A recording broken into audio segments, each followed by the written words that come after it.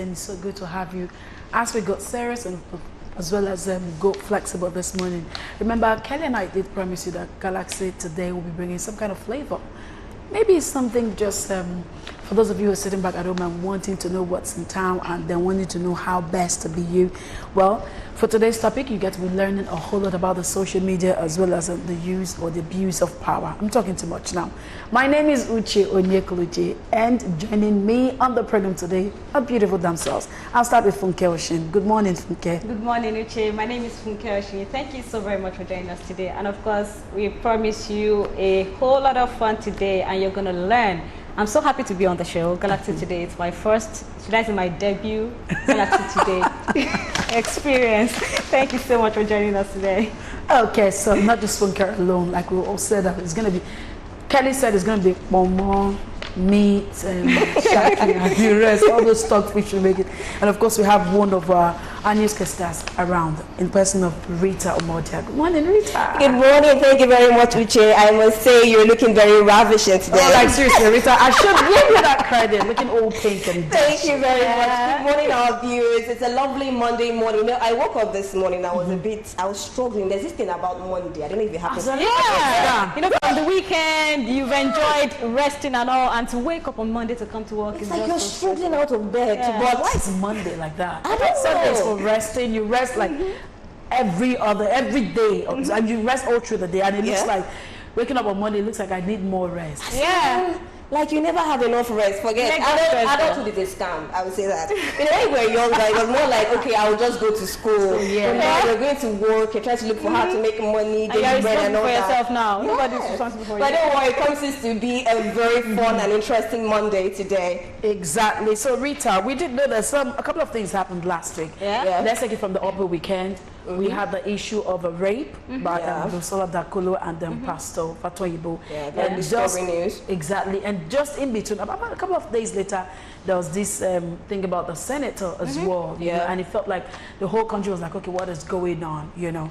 Okay, so I like us to treat the topic of abuse of power, taking it from the Senator Abu's angle. You did a report on that. Yes. Okay, so. You know, when I saw the news, it was really disturbing. These are senators, these are lawmakers, people who are supposed to create law for us. And then you see this kind of attitude from them. And it's worst off being a youngest senator, because this senator is the Adamawa North Central Senator. And he's 41 years old. So he kind of put a kind of bad light on the youths and even on the lawmakers as well. And I look at it another way, that it's not only just on the lawmakers, because this lawmaker came from the society. Does it mean we need to actually purge the society of this certain abuse, or what exactly makes someone to abuse his or her power? Is it because you're a senator, you can do whatever you like? Okay, but the thing is, he actually did that before he became a senator. Yeah. So that's the kind of claim that he's taking on, that, okay, that was long before I became a senator. He wasn't sworn in yet. But the thing is, he was in power. Yeah, he was in power. And of course, he's not the only one that abused power in that sense, because there was a police officer there who was supposed to fight for the victim. But he was the one who even arrested the lady. Okay, now looking at all this and the fear that, or let me just say the fear, let's say what the president said a couple of months ago, that Nigerians youth are lazy. And so some people say that, would we say the president was wrong to have said that youth are lazy in court? Meaning that, I mean, this is someone who was given a power seat, and it looks like he's using his power against the ordinary citizen. Now, for me, what caught me wasn't even the whole thing that happened, the whole drama. What I saw was, what was he doing in an adult shop? Okay, that's another way to look at it. I don't know, it's, when we say adult toy shops are illegal in Nigeria, because that's another question. I wouldn't say it's illegal, but morally speaking, I mean, what message are you sending to the youth out there? But then it got me thinking, I'm answering the question, that what was he doing there? For someone who can be that abusive, could beat a lady like that, the answer I could give to that is that probably he's someone who beats his wife at home, and his wife has denied him of what he's supposed to get as a wife, as a husband rather. The wife is not satisfying him in the room, so he resorts to going to adult. Okay, you've taken it But that's not like a defense. That's in his own, that is the problem is from the home. But you know, when I spoke to some clinical psychologists, they said there are different ways, because power is actually not bad. We talk about power, authority. You can be a boss in your office. You're given that authority, you're given that power, and you can institute it to do something good. But it's when you use it to do something bad or try to override people, it becomes an abuse. And they said that probably it could be from the background. You talked about maybe there's a family problem. Exactly. It could be maybe when you were small, whether your father was beating your mother, and then you picked it up. It could also be psychological. Exactly. I don't want to say mentally, mental problems, but it's not only mental people that need to see or seek therapeutic help.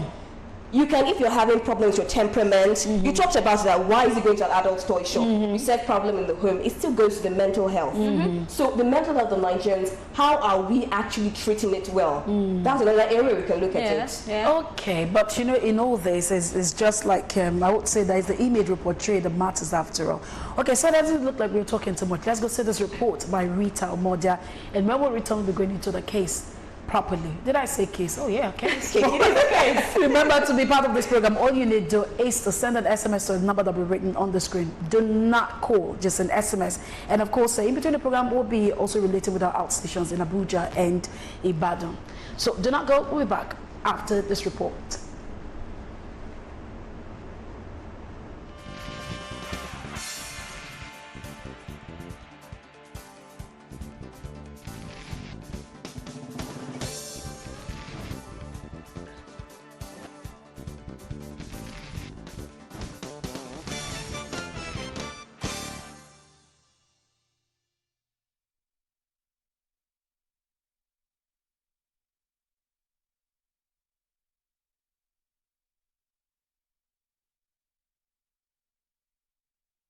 Power is apparent in every society all over the world, whether it's your teacher in the classroom or your state's premier.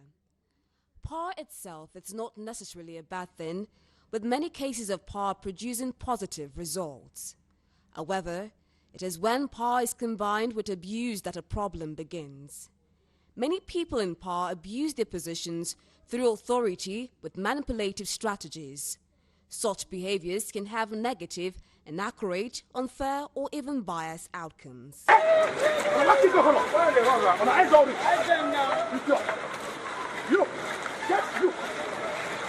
These are some of the incidences of abuse of office.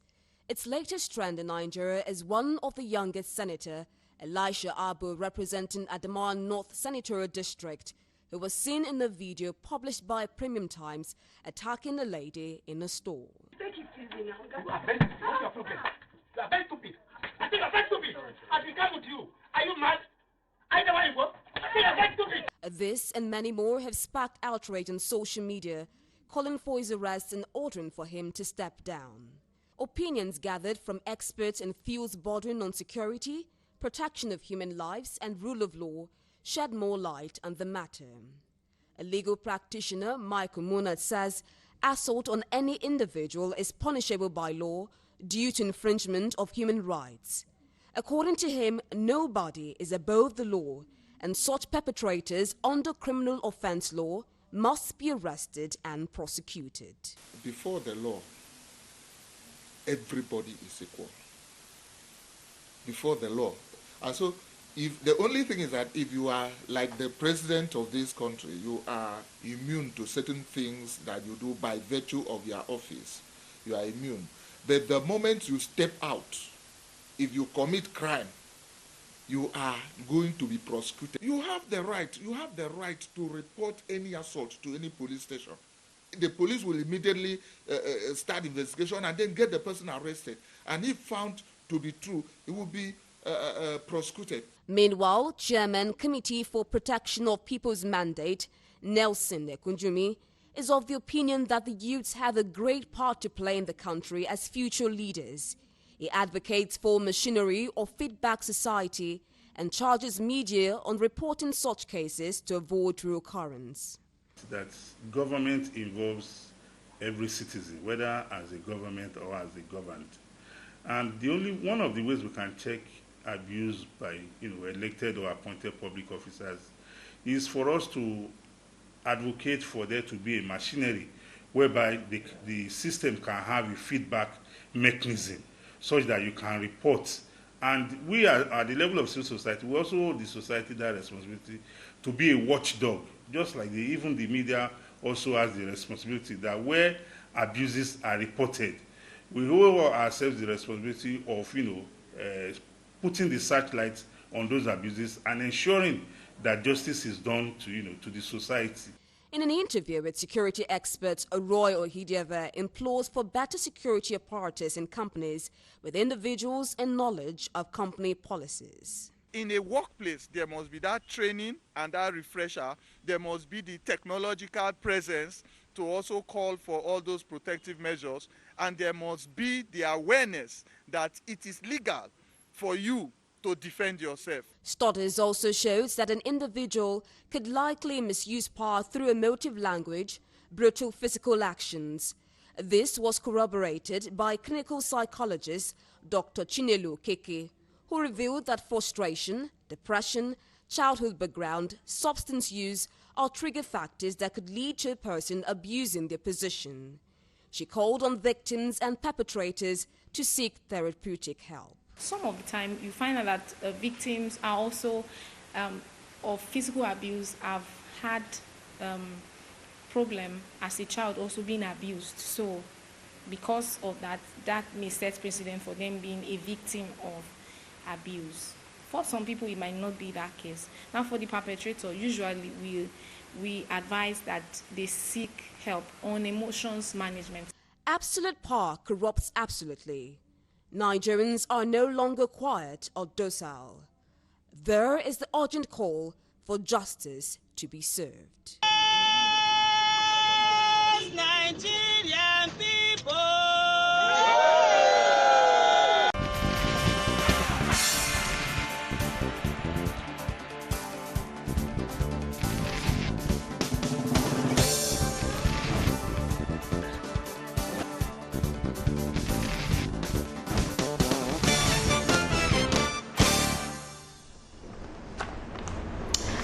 Welcome back. It's the Galaxy today. Of course, to be part of this show, all you just need to do is send an SMS to the number that will be written on your screen. Remember, the number is only for SMS. Do not call. As well as on our social media handles, remember to use hashtag Galaxy today. Okay, we saw the report and we had different views.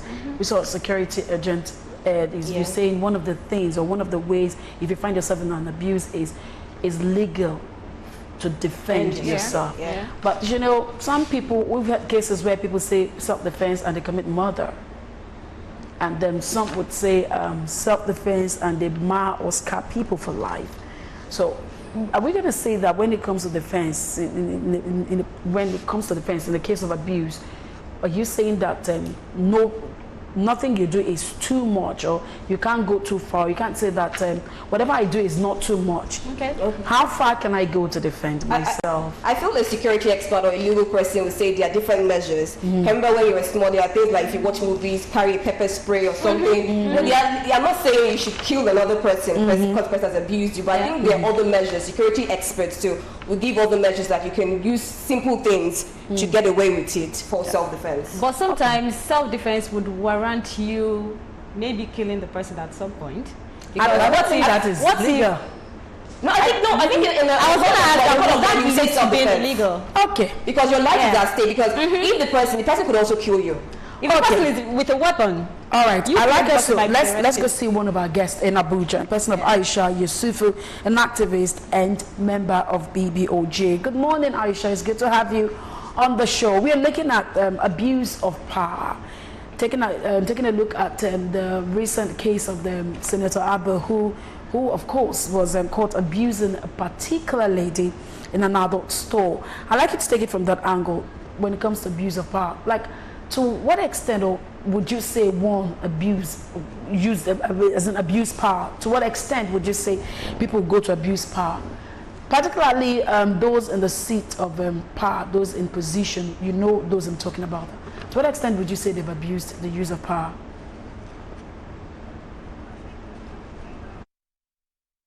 Over the years, we have seen repeatedly different people, when they get into power in Nigeria, they tend to abuse it. In the case of what happened with Senator Elisha Abu, you could see that for the first 4 minutes 28 seconds of that 10 minutes video, he actually sat down in one corner. He couldn't do anything until he had called the reinforcement from the police, and they've sent in men to him.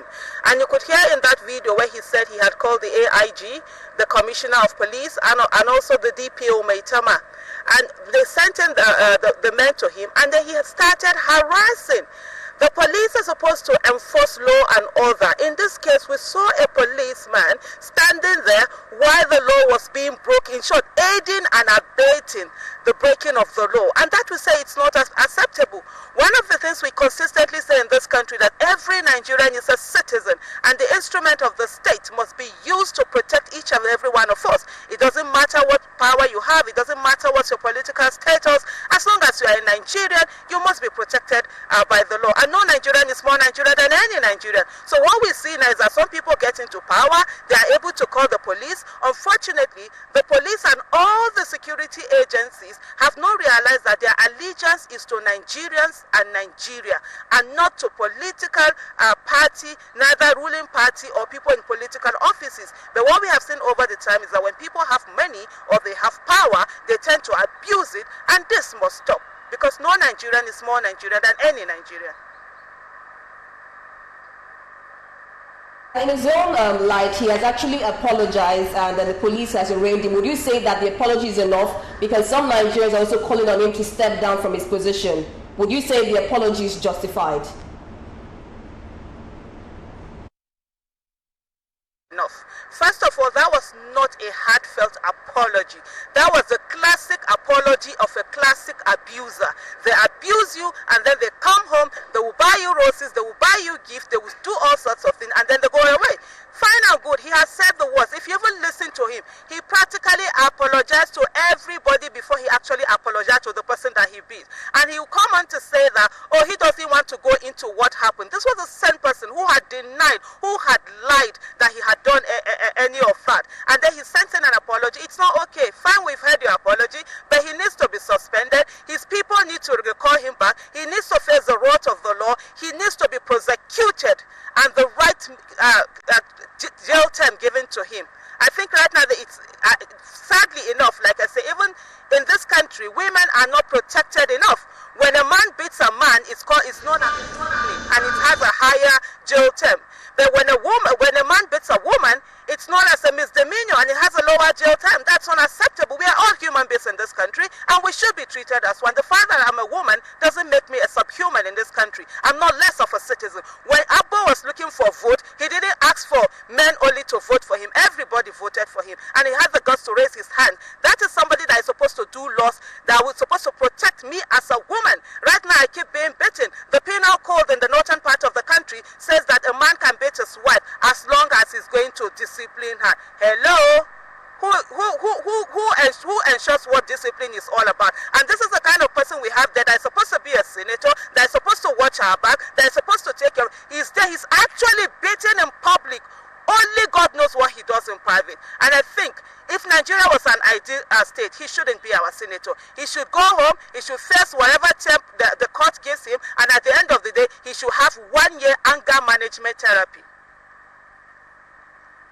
On the gender inequality part, but something that gives me concern is that only the senator is being called out. There are officers, and you mentioned that our officers should be the ones protecting us, but it was so obvious there that the officers were working for the senator and not for the victim, and that lady being beaten. So now, don't you think that if officers should also be brought to book, it should be sanctioned, and it should face some cases in court for not actually protecting who is meant to protect at that point in time? When we did the march to the AIG, before we went to the National Assembly, we first went to the IG of police. And the first thing we said to him, that officer had to be disciplined. For me personally, that officer needs to remove his uniform. He is not representing the Nigerian police, and that's not the way they're supposed to do, because this is somebody who is supposed to enforce the law, and he was there when the law was being broken. He did not even attempt in any way whatsoever to stop the senator, to protect the woman. When I travel to other countries, and I'm told this is for every Nigerian, when we travel out and we see a man in uniform, you see a policeman, you feel protected. But you come back home, you see a policeman, you are afraid. And it shouldn't be. And for him to sit down there and aided in the woman being beaten, before the police came in, the man didn't have the guts. Like I said earlier, 4 minutes, 28 seconds. He didn't do anything. He just sat down in one corner like a leftover spaghetti. He was just there. And then he comes all of a sudden, he had the temerity to attack the woman because he saw the police there. So in other words, the police were the ones who gave him all the authority he needed to do what he did. And he should be punished. For me, honestly, personally, he should be made to be used as example. The other day, somebody said to me, oh, what if the police was trying to protect his job? And I said, you cannot protect your job by not doing your job, because the job of the policeman is to protect all citizens, it's to enforce law, and he failed in protecting that young lady that was there that was being beaten. Did you see the slaps that he gave him? Not once, not twice. No, nobody does that to any human being. Okay, so I'd like you to react to this. There's speculations already that she might have dropped the case because probably she's been sorted. I know some cases can be settled out of court, but in a case like this, do you think settling out of court would be the best? Or rather, he should face the justice system. If our justice system is actually working, he should face the justice system in a way that it could send signal to other men in power. So, would you suggest settling out of court to be the best way to end this case?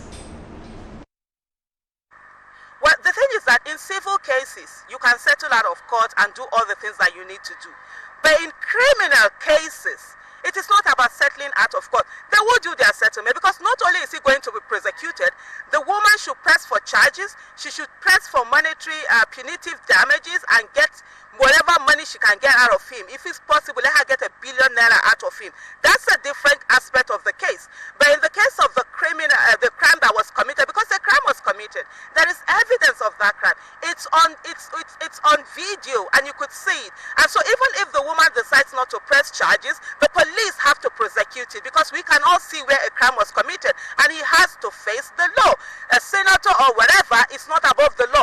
Thank God, when they wanted immunity, it didn't go through for them, because this is the kind of thing they want immunity for, so that they can come and slap all of us and then they will get away with it. So he needs to be prosecuted, he needs to face the law, he needs to serve those jail terms. Let him go back there and cool and think and really be writing apology letters until he comes out, and then let him face that anger management therapy that he needs to do. So this is not something about settling out of the court. This is a criminal case, because it's not just about this woman, it's about the next victim. Yeah, the woman, she got away, hitting her on her head. He could have killed her that day. He wasn't, blow to the head injury. You don't even know whether that woman will be okay for the rest of her life, because some people's head scores are sensitive. So this is not something to do with settling out of court. Yeah, they can do their settlement out of court where she wants to press for her own damage, but this crime that was committed, he needs to face the law. Almost everybody is agreeing with the fact that you need to face the law, but you also mentioned that some women too are facing this kind of abuse, because if we didn't see this video footage, there are so many cases like that out there. So what would be your advice to women who are suffering from violation of human rights? The advice to women who are going through domestic violence or any kind of violence, I mean, there are a whole lot of them. We have financial abuse, we have sexual abuse, we have physical abuse, emotional abuse, psychological abuse. The issue is that, first of all, you don't have to accept it. That being a good woman is not being a punching bag. Being a good woman is not for a man to sit down on your head and be trampling over you. That is what they use to hold women down. I mean, a woman is being beaten, and then she's the one that is being shamed. Instead of the husband or the spouse or whoever it is that is beating her to be shamed, she will be the one. So I would say to every woman out there, one of the things that you need to do is to ensure that you're financially independent. On no condition do you stay. Like my husband would always say, when a man says to you, don't work, just stay at home, he wants to have a control over your life. Don't accept it. Ensure that you're financially independent. Ensure that you own yourself, your psyche, your everything, your space, and you ensure that you respect the human being that you are. And nobody else will dare to enter that space and begin to beat you. You are not a baby. Even kids these days are not being beaten. For a man to wake up and say, trust punching bags and everything and turn you to a punching bag. Any man or woman that wants to fight or beat another, fine and good. There is boxing. Anthony Joshua is making money. They are making millions of dollars. Go and use your strength there. Don't put your hands on any human being. And I would say, come come out, speak out, don't be ashamed. Ensure that we must ensure that it's the perpetrator that is ashamed and not the victim. So please, talk to somebody, find your way out of there, start all over again, you will get yourself back. It's better to leave. If it's a marriage, leave it. If it, whatever relationship, leave it. Wherever, take yourself out of that space. It's better you take yourself out than for you to be taken out in a body bag. Much. We do appreciate you, Aisha Yusufu, an activist and member of BBOG, all the way from Abuja. Thank you once again for joining us. That's as much as we can take from Abuja. Thank you. All right, you did hear what Aisha said. She was very passionate about this stuff. Financial independence, like I felt so good. You know, yes. And do you think with what had happened that this could have been part of our culture? Because it looks like our culture has influenced us in a way that's making women feel a bit more timid. It makes you feel like you don't have a say in your home, even at the workplace. Do you not think that this should go beyond the political office, beyond the government office, to we the citizens? I mean, even when it's home, at home, at your place of work, you know. Now, with what she just said, it feels like some women might still just feel like, okay, I'm solely dependent on this man. If I decide to make a move, what becomes of me? And that's why she advocated financial independence. And cultural background actually plays a lot of role in it. Because as a woman, when you're growing up, you say, okay, respect your man. Your man is the, what you everybody say, Olowo Rimi. You understand that? This is what you say. So you have to respect. I think you should find a balance in respecting your man and fighting for your life. Because you're respecting your man and this man is maltreating you. Are you going to continue doing that? You have to fight for yourself. So I think that one plays a role there. And even for culture, I think we should know how to, how I put it now, diffuse our cultural background and work with technological motivations there. We are more advanced now. Respect your man, but your life is first. And I think a whole lot of setbacks are happening from our homes, parenting. Our parents need to know that you need to teach your children that even if this person is younger than you are, because I've seen cases where a younger brother maltreats the elder sister because they made him feel like the man of the home. He's the man, exactly. But especially if he's the only man in the house. So it starts from the house. Let them know that the fact that you're a lady doesn't mean you are lesser than any human, and the fact that you are a man doesn't make you the, you know, the man, or fine, you are the man of the house, but that doesn't make you the decider or something. So our parents should actually learn to teach our children. Start from the roots. Whoever you raise will be whoever the person is going to become. You know, so it should also start from our homes. Okay, I did like that. Of course, we've heard it from Aisha Yusufu. That was very vocal of you. Away from this, let's head over to Ibadan, where we have a guest in person of Comrade Abiodun Bangboye. He's a coordinator workers and citizens' rights, or your state.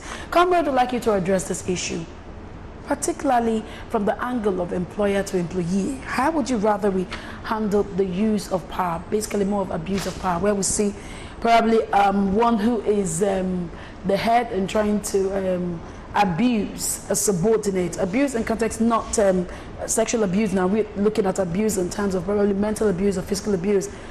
What exactly would be your reaction to this?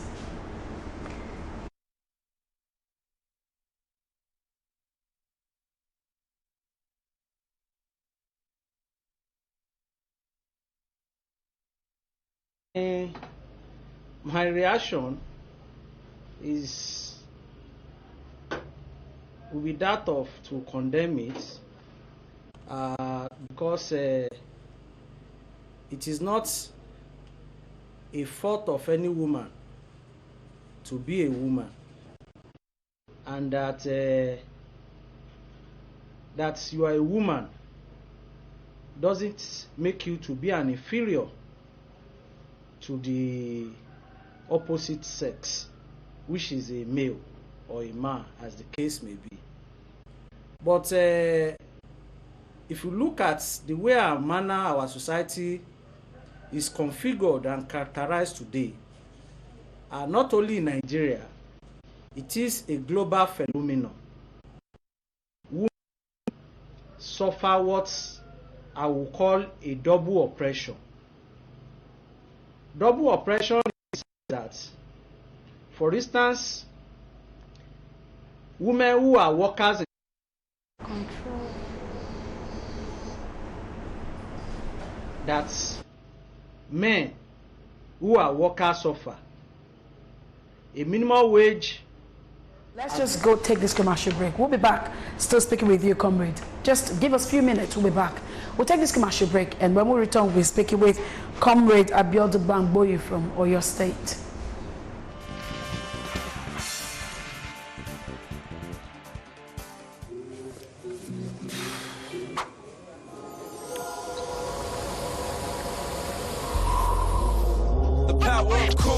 Everybody love me when I do what I do, cause when I come through I got the power of cool.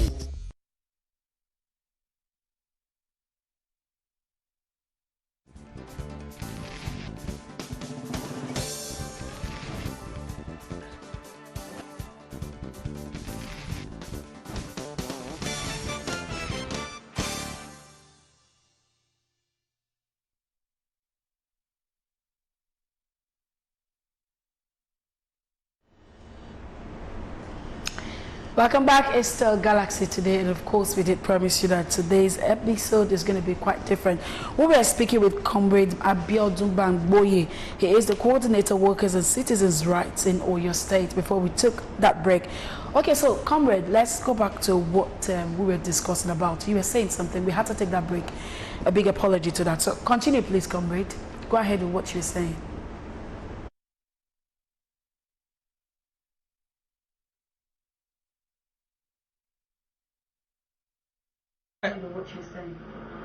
As I was saying before we went on break, the women all over the world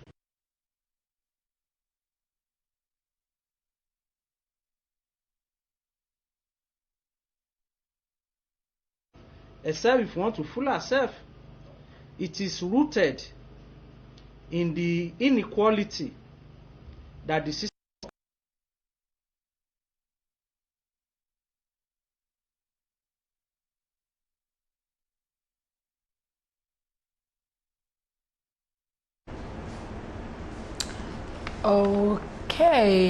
Okay, looks like we're having some kind of network hiccup.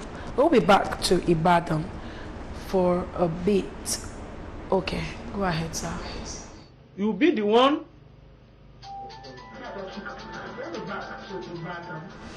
Okay, we'll just take a break. When we return, we'll be back with Ibadan. Let's take this quick break. When we return, we'll be back speaking with Comrade Abiodun Bangboye.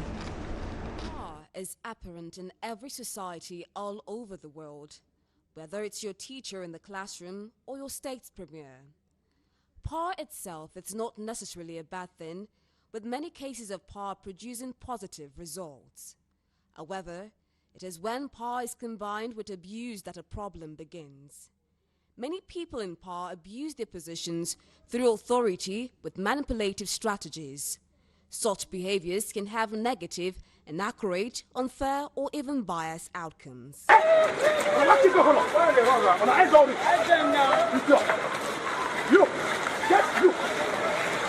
These are some of the incidences of abuse of office.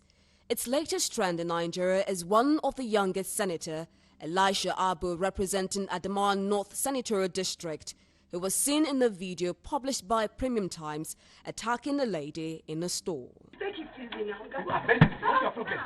You are very stupid. I think you are very stupid. I will come with you. Are you mad?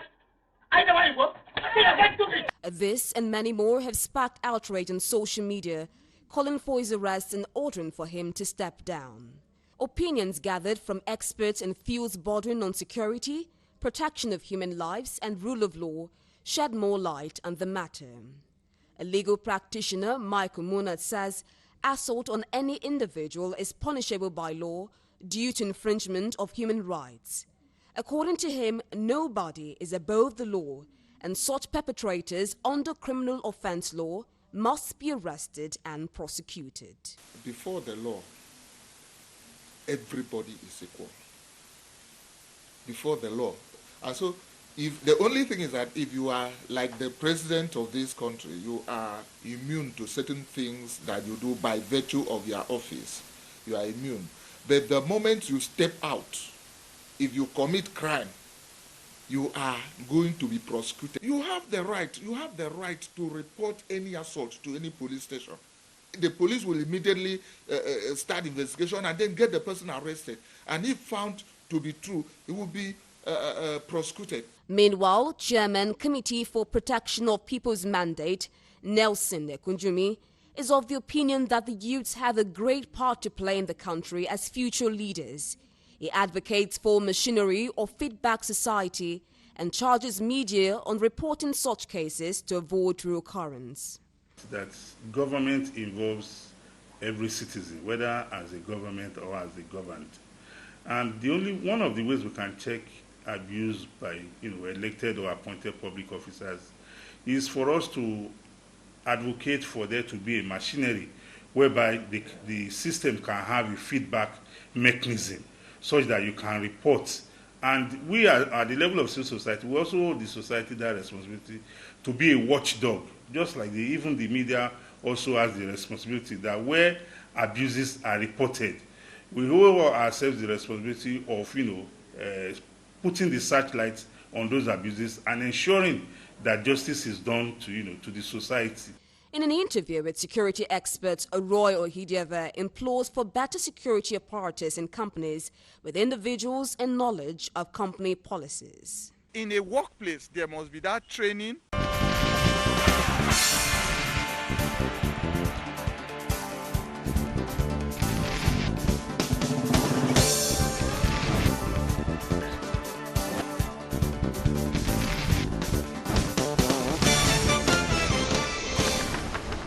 Welcome back, it's the Galaxy today. Okay, before we go to our outstation in Ibadan, some messages have been dropping. I'd like you guys to react to this. I mean, this one didn't say his or her name, but said that the people in power should be examples, help, protector of people's lives, servants and role models to the general populace, be it a man or a woman, and not to abuse the power on the people.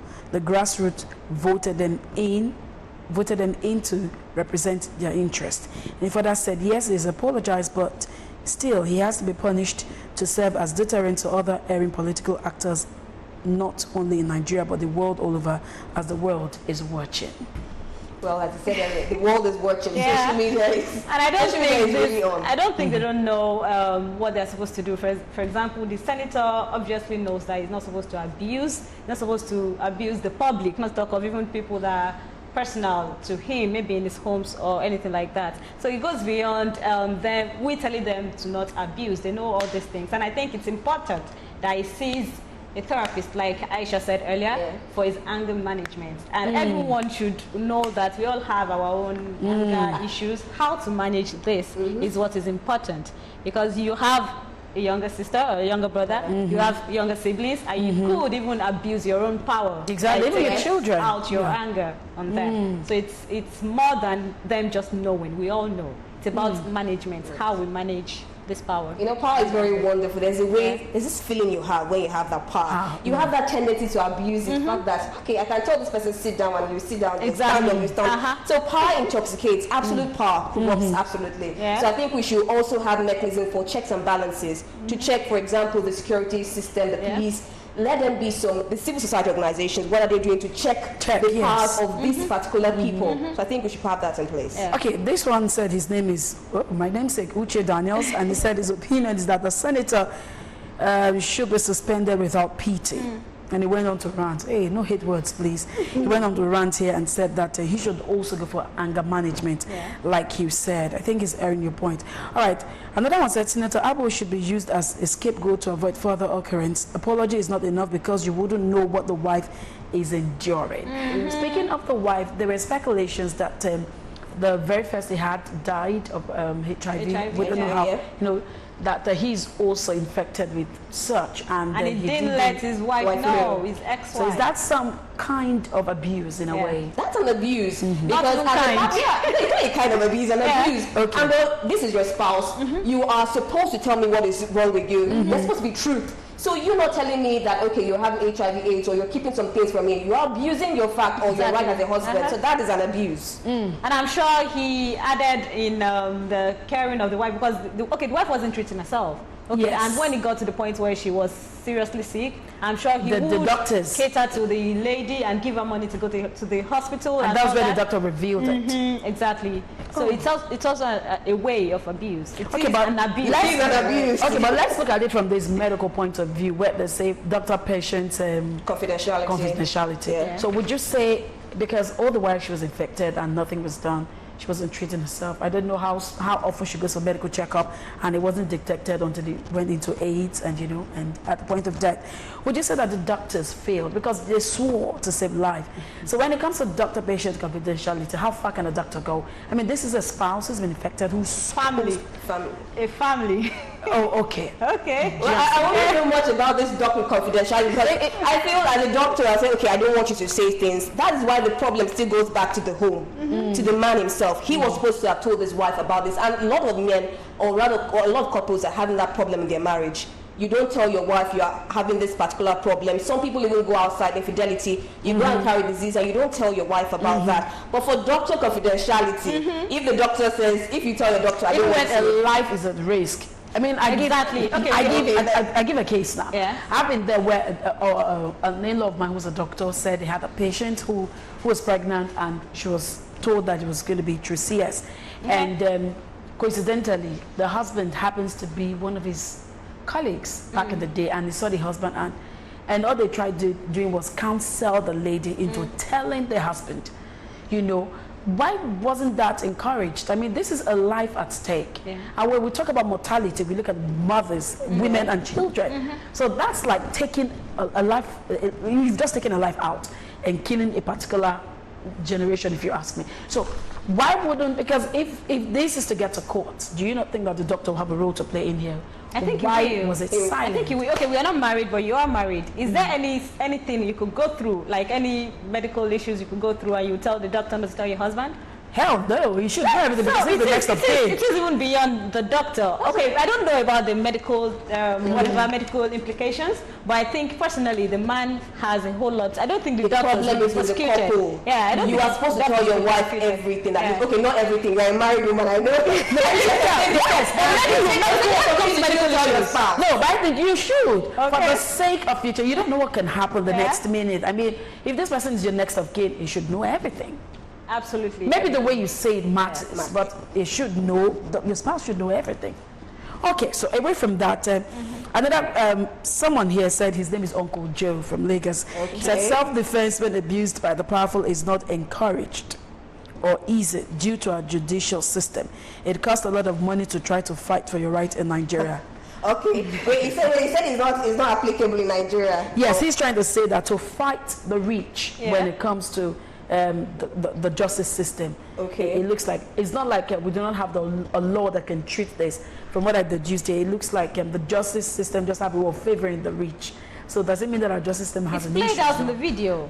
The lady had nothing to do, even if she wanted to defend herself. Okay, they didn't know there was a camera there. But if they knew there was a camera there, they would have comported themselves and done what they were, and not fight and not beat. But the lady, she wasn't supported. So the justice system supported the rich, supported the politicians, supported the guy. They didn't do anything. They just watched him beat the lady. So I think the person is right. But the justice system doesn't support the I think that's where we continue to voice out. That's why we're doing things like this. If something like this happens, voice out. We cannot, there's no perfect country. We all have lapses, judiciary system, legal system. There are a lot of lapses in our country. But I think when we continue to voice out against things like this, there's the power of the social media, there's the power of the tongue.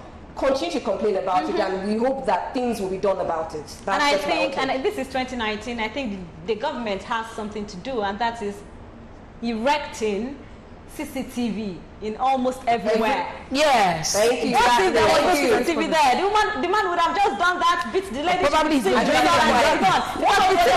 not recent. This happened in May, and we just got to know now. It's not even recent. So they had to dig out the video. What if there was no video? So you can't say I should get CCTV in my house. What if I don't have the money? So the government has to put these CCTVs everywhere. I know it's done in America, it's done in London, outside this nation. So I think it's something that the government should also do. Let them erect CCTVs everywhere. That's a way of protecting the society. And also purge the justice system needs a bit of purging. Yes, I really don't understand how you don't feel safe anymore when you are in your home country and it feels like you're trying to secure, you just want to secure everything. You want to secure your property, you want to secure your life, you want to secure your home, you want to secure everything, and it looks like you are your own government. I mean, the only thing we are yet to do is probably build our own roads.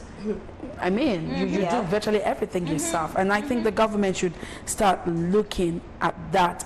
Okay, so away from that, I just want us to go on the subpedal now. The power of social media. I mean, it's so informative, educating, entertaining, but in a way, it looks like it's killing our moral system.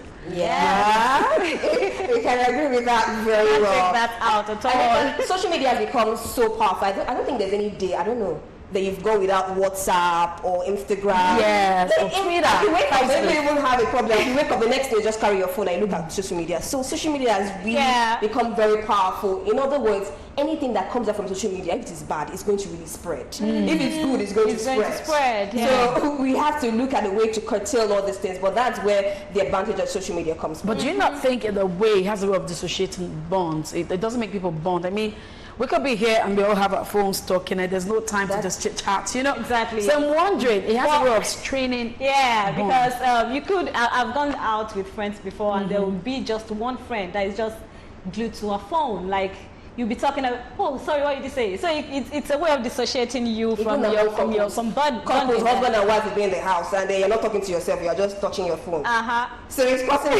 You know, at first, people said it's BlackBerry-ish. Okay, BlackBerry looks like it's dead.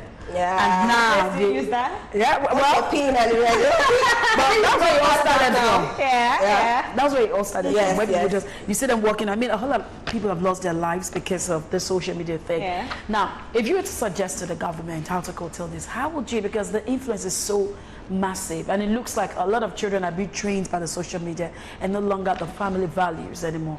And if we look at this, what impact will this have in Nigeria next future? Now I'm beginning to understand what my dad would say. Like, I don't know what tomorrow is going to be for you people, but whatever it is, make sure this. I know. So that fear is beginning. Like, okay, in the next 100 years, what's going to become of Nigeria if we all told this line of social media? I don't think government has anything to do in curtailing the use of. But how would you suggest? It's the way it just creeps up on you. Because I personally am one of those who are fighting for the fact that the government should make data accessible, general. Should be Wi-Fi should be general. So if you're saying they should curtail it, well, no. Let's I'm not saying curtail. I mean, there's a way to regulate it. I don't know if I mean, kids have been. We hear about Mojo or whatever it's called that makes children just do the unthinkable. Some children have actually committed suicide. Parents, do your PG, parental guidance. Thank you. No,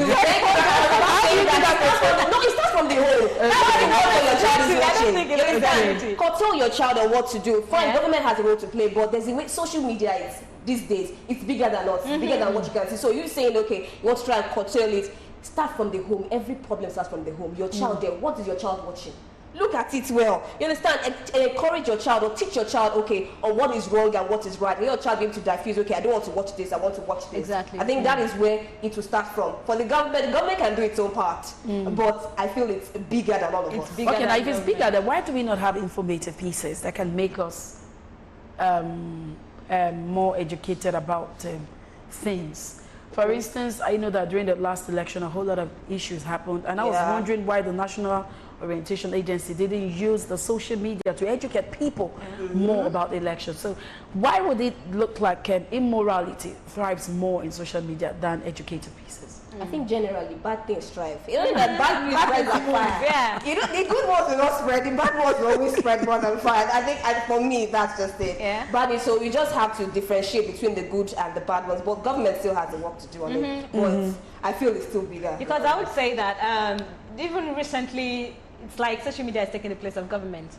A whole lot of battles have been fought on social media. For example, this senators and the rape allegation for Biodu Fatori-Igbo.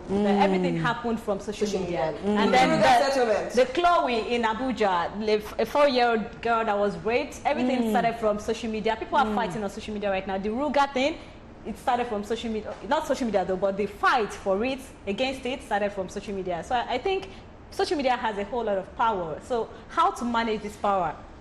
It could be abused though. How to manage this power is what we individually should do. Okay, so are you saying, would you suggest that this should be added to our curriculum activities in school? Social media? Yes. maybe the use of it in school in a way. I'm Well, just, I think that's when ICT comes in place. I think most children, When I was in school, I remember I did, you're already doing computer training, so I think social media also will go into that particular light. There is e-library. There are e-libraries in schools where you have to go there, just browse, and whatever you want to browse, read more. So it's something that should be introduced in schools too. Okay. I'm talking about restriction. I think there was a time WhatsApp did something about restricting broadcast messages, because you get a lot of broadcast messages, fake ones or real ones, and you're wondering where this message. I think WhatsApp or the social media platforms should also find a way to regulate it. Exactly. Let's start from there.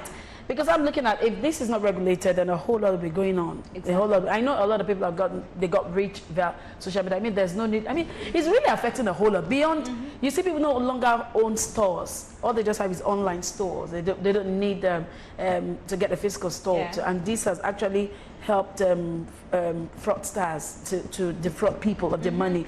I know a lot of people too have been, one way or the other, social media has just affected everything.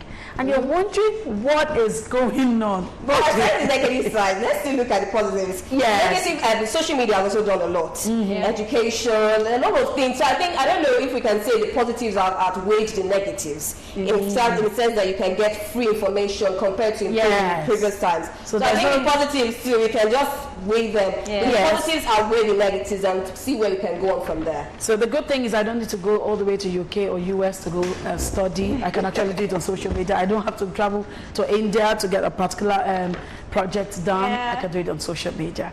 Oh my goodness, I wish we could continue, but this is where we'll pull the curtain. But before we go, we have to celebrate our colleague.